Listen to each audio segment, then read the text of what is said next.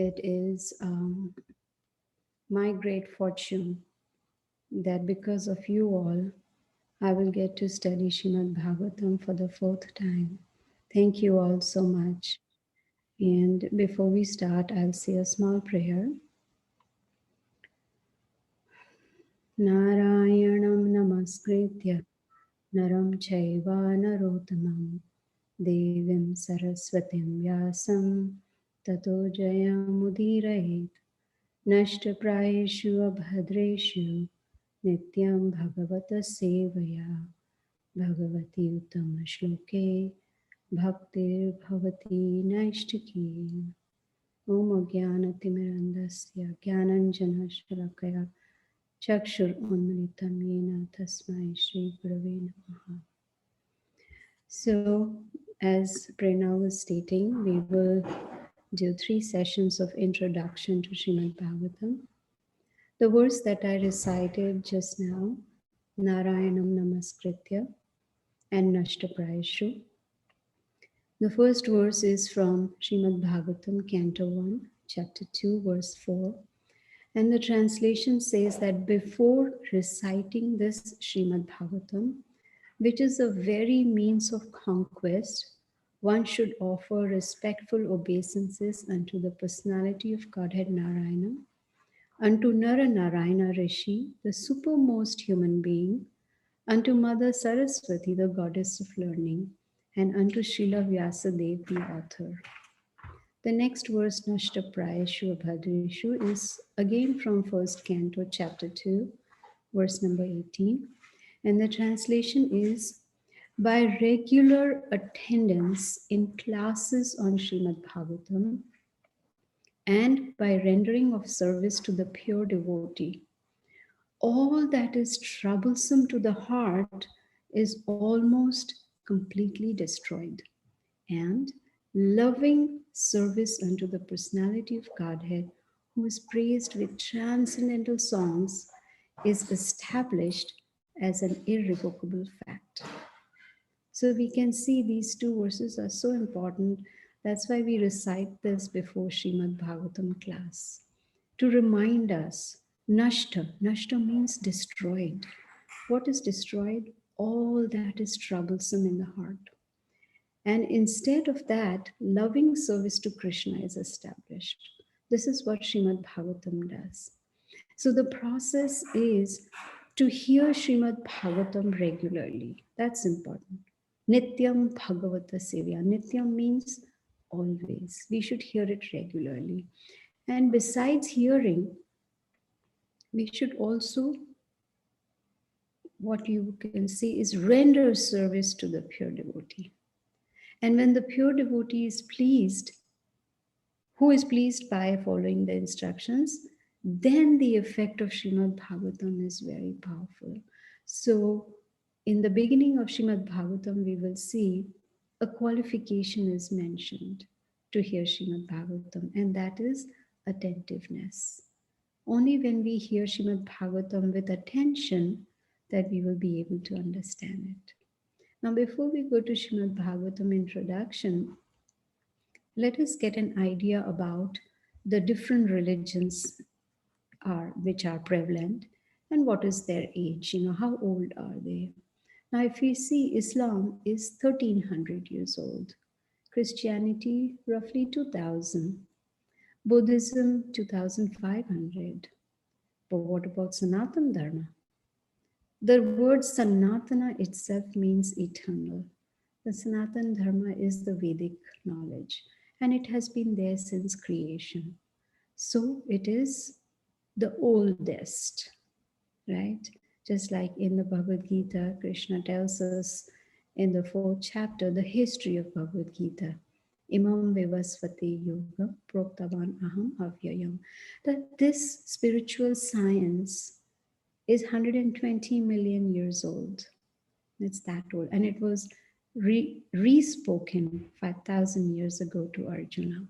So here we see that Srimad Bhagavatam actually, how did it come about? So Srila Vyasadeva, who is the literary incarnation of Krishna, he wrote one Veda. And then he divided into four different parts. We all have heard about that, right? And then finally, he put the essence or the summary of all the Vedas into Srimad Bhagavatam. Of course, Srila Vyasadeva also wrote the Mahabharata, he wrote the Itihas, the Puranas. We know there are 18 Puranas which have almost 400,000 verses, which is full of stories that we can learn from them.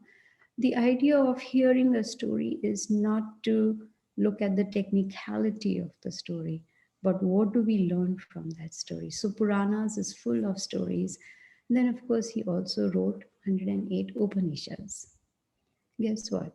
After writing all this, he was still unsatisfied. He should have been satisfied, right? So many thousands and thousands of verses he has written and still unsatisfied. Now, talking about Upanishads, most of us don't know what Upanishads are. We just have heard that there are Upanishads. Actually, the Upanishads contain knowledge about the soul, reincarnation, karma, Brahman, liberation. And these Upanishads are sometimes considered the beginning of direct spiritual instruction within the Vedas. Now, what is the purpose of the Vedanta Sutras that is also written by Srila Vyasadeva? It is to systemize the teachings of the Upanishads. In Kali Yuga, Srimad Bhagavatam tells us in 12th canto, when we come towards the end of the 12th canto, which I don't know after how many years because it takes a long time to study Srimad Bhagavatam. There it is mentioned that Kali Yuga has a lot of disqualifications. People are lazy. Do you all agree? Raise your hands. Lazy? Everybody is lazy. Oh. That is the disqualification of Kali Yuga. Lazy, misguided, unfortunate, quarrelsome, short lived. Should I continue? No. Yes, these disqualifications are enough for us for right now. So, people in Kali Yuga are less philosophically inclined. So, it is difficult to understand the Upanishads and Vedanta Sutras. The Lord has to give us something which is very simple. Like we say, we want a shortcut. For everything, we want a shortcut. Shortcut to become a millionaire, shortcut to get a green card, shortcut for everything, right? So here Krishna knew that people in Kali Yuga want shortcuts, and that's why this Srimad Bhagavatam was given. So as I said, Vyasadeva is the incarnation of Krishna, and he was dissatisfied. Imagine if God is dissatisfied, what is our position? And so here, this is a pastime of the Lord to show us, excuse me, to show us that one needs guidance from a spiritual master, bona fide spiritual master. And that is when the spiritual master of Srila Vyasadeva, that's Sri Narada Muni, he appeared. And he asked Vyasadeva, why are you so morose? He said, I've written so many scriptures and I'm still not satisfied. What is the problem? Where am I lacking? And as a bona fide spiritual master, he guided him. He told him that you have described the science of dharmas in so many different ways for so many different kinds of people. You've put the essence of Vedas into Vedanta Sutra, and you are still unhappy or dissatisfied because you have not described the pastimes of Krishna. That is the essence, right? In the Bhagavad Gita, excuse me, in the 15th chapter, verse number 15, Krishna tells Arjuna, Sarvasya chaham hedi sanivishto mataha smriti jnanam apohanam cha. Vedescha sarve aham eva vedayo vedanta krit vedavid eva chaham. He says to Arjuna that I am situated in everyone's heart. And from me comes remembrance, knowledge, and forgetfulness. I am the compiler of the Vedas, and I am to be known from the Vedas. That is the purpose of Vedas. To understand that Vedas are given by Krishna, and the purpose is to know Krishna. And that is why, inspired by his spiritual master Narad Muni, Srila Vyasadeva compiled the Srimad Bhagavatam, which is the essence and summary of the Vedas. Vedas are so vast. If we sit down to read the Vedas, we cannot finish it in one lifetime. So Krishna has given us a solution that all we have to do is just understand Srimad Bhagavatam, which is a summary of the Vedas. Now, what does Srimad Bhagavatam teach us? It teaches us the science of Krishna. It doesn't say religion of Krishna, it says science of Krishna. And also the relationship of us with Krishna. Teaches us what should be our duty, what should be our goal, right? And most importantly, what is the qualification to hear Srimad Bhagavatam? Not everyone gets the opportunity to hear Srimad Bhagavatam. Even if one gets the opportunity, not everyone can really understand it. And all the Supreme Lord is looking for is attentiveness and firm faith in this scripture. It is said that just like when the lion roars, all the animals run away out of fear. Similarly, when Srimad Bhagavatam is spoken or heard, all the sins run away. How fortunate we are. Anyone here has committed sin? I knew it. Oh, two hands. A lot of sins, yes? We want to get rid of them. So hearing Srimad Bhagavatam is like having sins run away. And all this conversation that happened between Srila Vyasadeva and Narad Muni, this was when Vyasadeva was high up in the Himalayas in Badrinath. He was sitting on the banks of Saraswati, feeling the emptiness in his heart. Why was he feeling that? Because he was thinking about us. We conditioned souls in Kali Yuga. He was thinking about us. That is why it is said that the Vaishnavas are para dukha dukhi. They are very compassionate and merciful. They cannot see others in distress.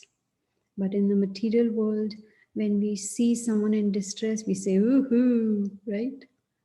Because I am not in distress, but the other person, no. Devotees are not like that. They are para dukha dukhi, distressed when others are distressed. So, to give us spiritual direction, he took on the instruction of Narad Muni and he compiled Srimad Bhagavatam. Now, Krishna, when he came 5,000 years ago, he demanded, right, in the Bhagavad Gita, you have to do this, this, and this, only then you will get this, this, and this. He was demanding. But then later on, he thought, I was too harsh. It's very hard for lazy people in Kali Yuga.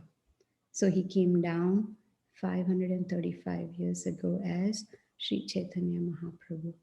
And Sri Chaitanya Mahaprabhu, who's Krishna himself, he demonstrated Srimad Bhagavatam practically. How to practice Srimad Bhagavatam in our day-to-day life. So because he demonstrated that, let us hear about Sri Chaitanya Mahaprabhu first, right? It's important to know because he is our savior. He came in Kali Yuga just to save us, just to help us, guide us how we can go back to the spiritual world. And he came as Radha and Krishna combined in the mood of Srimati Radharani. And of course, he's also called a Channa avatar, which means a hidden incarnation. He wanted to come as a devotee to show us how to be a devotee. So he appeared in Navadvip. His father's name was Jagannath Mishra. Who was Jagannath Mishra? You will be surprised to hear. He was a combination of Nanda Maharaj, Vasudev, Dashrath, Kashyap, Sutapa. All of them together. And his mother was Sachi Devi, who was a combination of Yashoda, Devaki, Kaushalya, Aditi, and Prishni. So you can imagine. And of course, he had many sisters who died, and he had one elder brother, Vishwarup, who was actually Lord Shankarsana. And he himself, who was also called Nimai Pandit, Chaitanya Mahaprabhu, he was the 10th son, and he's Krishna himself. So, Lord Chaitanya Mahaprabhu, in his early years, he got married to Lakshmi Priya, who is none other than Rukmini, Sita, and Mahalakshmi altogether. But of course, she disappeared early at a very early age. So, Sachi Mata, Lord Chaitanya's mother, asked him to marry again, and that is Vishnu Priya. Vishnu Priya is one of the three Lakshmis. So, this is the background of Chaitanya Mahaprabhu. And at the age of 24, he took sannyas and he traveled all over to preach Srimad Bhagavatam. He wanted to teach us that Krishna is the Supreme Personality of Godhead and to teach us how to love Krishna. Imagine, Krishna is teaching us how to love Him, right? He is teaching us. And he accepted Srimad Bhagavatam as a spotless Puran, spotless literature to understand Krishna. And the goal of Srimad Bhagavatam is to understand Krishna. And that is possible when we follow the process to attain pure love for Krishna. Of course, we make our endeavor, but ultimately it depends in the hands of Krishna to bless us, to give His mercy so we can understand Him. And to be able to understand Srimad Bhagavatam, there is one important aspect besides attentiveness and firm faith. More important than that is chanting the holy names of the Lord. Hare Krishna, Krishna Krishna, Hare Hare, Hare Ram, Ram Ram, Hare Hare. This chanting is so powerful. When it enters our ears and goes into the heart, it starts cleansing the heart. So this is very important. Just like when we are diseased, we go to the doctor and he gives us medication. And along with medication, he even writes in his prescription the dosage. Okay, this is how many, what is the dosage to remove that disease. So similarly, if we really want to, protect ourselves from Maya, to really understand Krishna, to develop love for Him, then we have to do attentive chanting on a daily basis. Now, who wrote about Chaitanya Mahaprabhu? He came 535 years ago. There were no laptops or, smartphones. Nothing was there, right? So who wrote about him? It is Hanuman who had appeared as Murari Gupta. And Krishna's Sakhi, Vishakha, appeared as Swarup Damodar. They both together wrote about Chaitanya Mahaprabhu. And they write that the mission of the Supreme Lord was to spread Krishna consciousness in Kali Yuga so that we can achieve perfection. And Chaitanya Mahaprabhu himself only left 8 verses for us, which is called Shikshastakam. And the very first verse, he says, Cheto Darpanam Marjanam. Cheto Darpanam Marjanam. That means cleansing the heart by chanting. Only then we will be able to understand Srimad Bhagavatam. See, when we chant, the sound vibration enter and the anarthas are removed. What are the anarthas? Unwanted things in the heart like lust, anger, greed, pride, envy, etc. But when we hear Srimad Bhagavatam, it stays inside and it continues to cleanse, cleanse and cleanse and cleanse. Because until and unless, just like in the Bhagavad Gita, Krishna gives the analogy of the mirror. When the mirror is covered with dust, can we see ourselves? No. But once that mirror is cleansed, then we can say, oh, I didn't know I look like Aishwarya Rai. Oh, I'm just kidding. But we can see ourselves in that mirror clearly. Why? It's all clean. Similarly, when the heart is cleansed, then that pure love of Krishna is manifested. There's a beautiful verse which says, Srimatam Swatakataha Krishna Punya Shravana Kirtana. Right? Sri Krishna, the personality of Godhead, who is the Paramatma in everyone's heart and benefactor of truthful devotee. Just imagine, truthful devotee cleanses desires for material enjoyment from the heart of devotee who has developed the urge to hear his messages, which are in themselves virtuous when properly heard and chanted. Properly heard only when properly chanted, right? We know the Maha Mantra is Hare Krishna, Krishna Krishna, Hare Hare, Hare Ram, Ram Ram, Hare Hare. That is proper chanting. And at the same time, we are paying attention to the sound vibration, right? But if our chanting is not proper, it is like Hare Krishna, Ram Ram, Hare Krishna, Ram Ram, Hare Krishna, Ram. That is not proper chanting, and that is not proper hearing, right?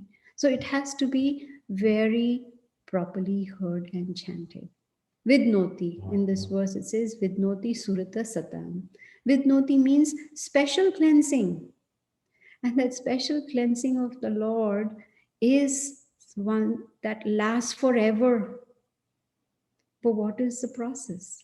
Process is to hear Krishna Katha every day and also chant every day. Now we all have experienced that we have uncontrolled senses, and that is why we are forgetful. Now, if I ask you all, how did I start the class? What did I say first? I don't think anyone will remember. It's gone, right? What did I say last? We will remember it. But what I said 10 minutes ago, we will not remember it because we are forgetful. That's our nature. Imagine we have a bucket which has a hole and we fill it with water. What will happen? It'll be empty very soon. But that same bucket with the hole, we submerge it into the water. What will happen? It'll always be full, even though there is a hole. So when we submerge ourselves in Krishna Katha, then forgetfulness will not come. Right? So let us see how Srimad Bhagavatam started, who started speaking it and what was the backdrop to that. So we all have heard of Parikshit Maharaj, correct? The who was Parikshit Maharaj? Grandson of?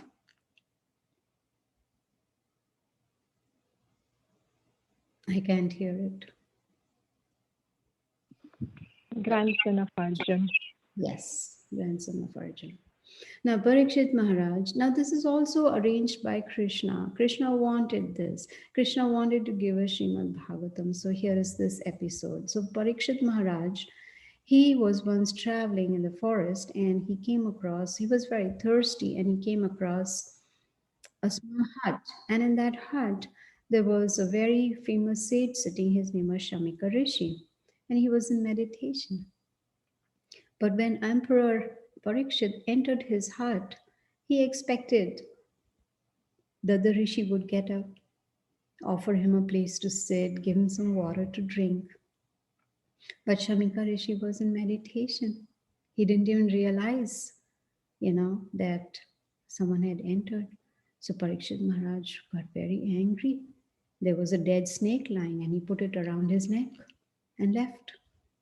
When Shamika Rishi's son, Shringi, came to know that he was also a son of a Brahmana, he had that power. He knew that something wrong had happened to his father. He got so angry, he cursed the emperor. He said, "You're going to die in 7 days." Imagine if someone cursed us, "You're going to die in 7 days." What will we do? Look for a gun? Tishum, tishum, tishum. How dare you? You cursing me? You don't know who I am? I am this famous personality? No? But Parikshit Maharaj was not disturbed at all. He took that as a benediction of the Lord. Now, if we came to know that we have an appointment with death, say in 7 days, what would we do? First, we will look at the bank balance. We will see if there is enough money for our family. Make sure I'm doing this and I'm doing that. All those material things.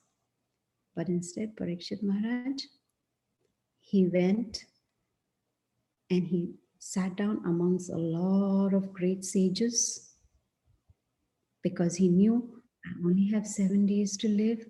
And there comes, by Krishna's mercy, Shukadev Goswami. And he inquires from Shukadev Goswami. The first question is, what should one do who is about to die? Now, I have a question for all of you. Should this be our question? Yes or no? Raise your hands if it's yes. Yes, it should be, because we can die any moment. There's no guarantee. People say generally we live 100 years.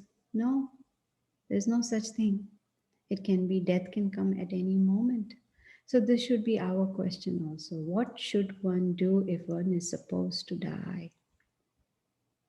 What is one's duty, and what is it that a person can do to prepare for death? That is what Bhagavad Gita is. It not only teaches us how to live, but also how to die. So remembering, hearing, chanting glories of Krishna, all this will help us. So we will see how Sukadev Goswami is going to answer all the questions of Parikshit Maharaj, all the different questions, and will take him through this whole journey through 12 cantos, 18,000 verses. But the ultimate goal of Srimad Bhagavatam is Harir Nam Eva Kevalam, Kalo Nasteva Nasteva Nasteva Gatinanatha. In this Kali Yuga, there is no other way, no other way, no other way except chanting, chanting, chanting 3 times. So basically, Srimad Bhagavatam discusses 10 topics. So today I will just give you the description, brief description of those 10 topics. Next week, we will discuss the first 5. And the following week, we will discuss the remaining 5 topics of Srimad Bhagavatam, but in brief, because it's not possible to, talk about so many topics in just maybe 45 minutes now. But we will just touch the tip of that. And we need to understand that in whole Srimad Bhagavatam, we will see conversations going on. So there is, sometimes we'll see topics also are repeated, but there are conversations going on between Shukadev Goswami and Parikshit Maharaj, and also Sutta Goswami and the sages who have gathered at Naimisharanya. So what are those 10 topics? The first topic is Sarga. Sarga means the first creation by Lord Vishnu. This will be the topic that will be discussed. And that Sarga, that is why we'll see in first canto, there's so much knowledge about creation. So much that we might wonder that, oh, right now we think we are very knowledgeable. We have a lot of gyan. But when we go through Srimad Bhagavatam, we'll say, oh, looks like I didn't know anything at all.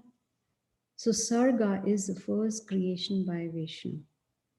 Then the second topic is Visarga. And that Visarga is the secondary creation by Brahma.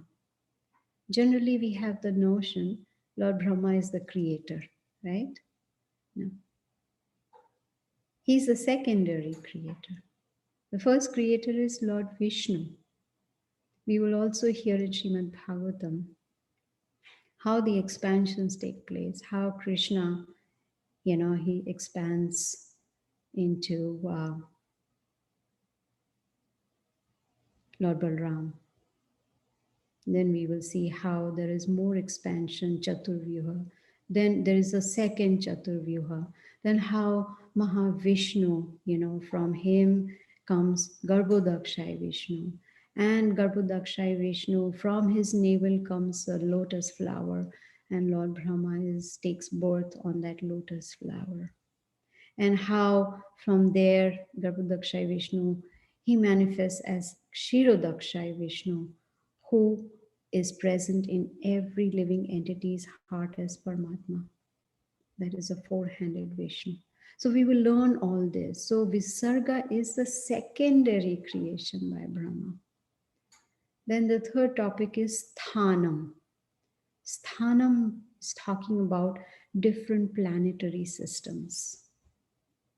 Actually, I personally don't know much about this earthly planet also. Though I keep hearing about other planets, um, Venus. I don't even know. So many planets are there, right? But Srimad Bhagavatam will tell us about all the planetary systems. The fourth topic is Poshanam. Poshanam means protection. So even if we commit some sin or make a mistake, still protection is given. Krishna is so merciful. Even in Bhagavad Gita, he says that someone who's chanting my holy names, Hare Krishna, Krishna Krishna, Hare Hare, Hare Ram, Ram Ram, Hare Hare. Even if they commit some sin, it doesn't matter. Gradually, they will rise above that. That means we cannot discard that person and say, oh no, you're useless, you're sinful. No, just go away. No, Krishna doesn't do that. So Poshnam is protection. Next topic is Utayaha. Give up inauspicious activities and go towards auspicious activities, which are divine activities. So that is what we will learn. Next topic is Manvantara. From the name itself, we can see that is going to talk about Manus. How many different Manus are there? The reign of the Manus. So it's going to give all the description of the names of the Manus, in which Manvantara they appear and what is their purpose of appearance. All that we will learn. Next is Nirodha, which means the dissolution. There are two kinds of dissolutions that take place. One takes place at the night time of Lord Brahma. I'm sure you all have heard from Bhagavad Gita that Lord Brahma lives 311 trillion 40 billion years, according to our earthly years. But according to his planet, it's only 100 years. So when his nighttime comes, there is partial dissolution. But when he completes 100 years, there's complete annihilation, complete dissolution. Next topic is Mukti. We all know Mukti. I'm not talking about a lady Mukti, I'm talking about liberation, right?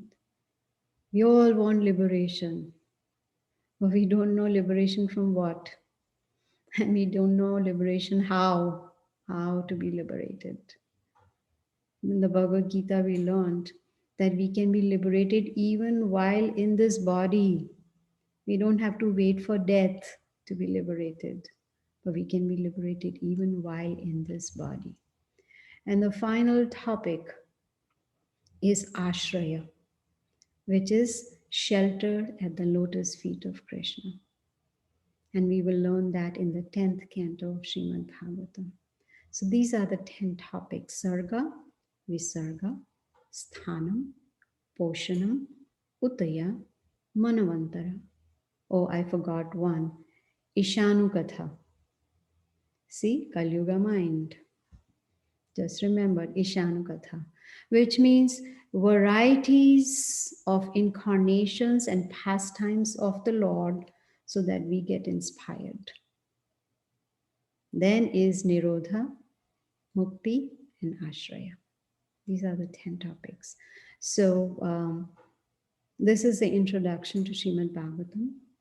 We will cover 5 topics next week, as I said, and then remaining 5 topics will be on the third week of this introduction to Srimad Bhagavatam. So I'm very, very grateful to Prerna and to all of you for giving me an opportunity to study Srimad Bhagavatam again. And we are very fortunate that we have this opportunity and we should take full advantage of this, of hearing Srimad Bhagavatam. In the Bhagavad Gita, Krishna said, Bahunam Janmanamante Jnanavan Ma Prapadyate Vasudeva Sarvamiti Sa Mahatma Sudurlabhaha. After many, many births, one gets an opportunity, right?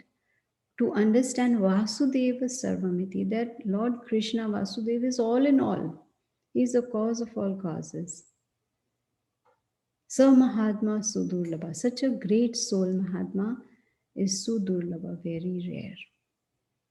So, out of so many millions and millions of people, we are the few fortunate ones who have got access to hear Srimad Bhagavatam. So, it's my very humble request. Please come to these classes, hear attentively. It's good to hear, that's jnana, but when we put it into practice, it becomes vijnana, realization. So besides hearing Srimad Bhagavatam, we should also chant every day the holy name so that the Lord can give us the realization. It is up to His mercy. It's not something academic that, okay, we just like we go to college, university, wherever and get a degree. It's not like that. We have to endeavor, but then His mercy is also necessary for us to understand. And He can give us mercy only when He sees our firm faith, our determination, and also the, enthusiasm to chant every day, no matter what. That is our life and soul. So I'm going to end here for today. If anyone has any questions, Hare Krishna.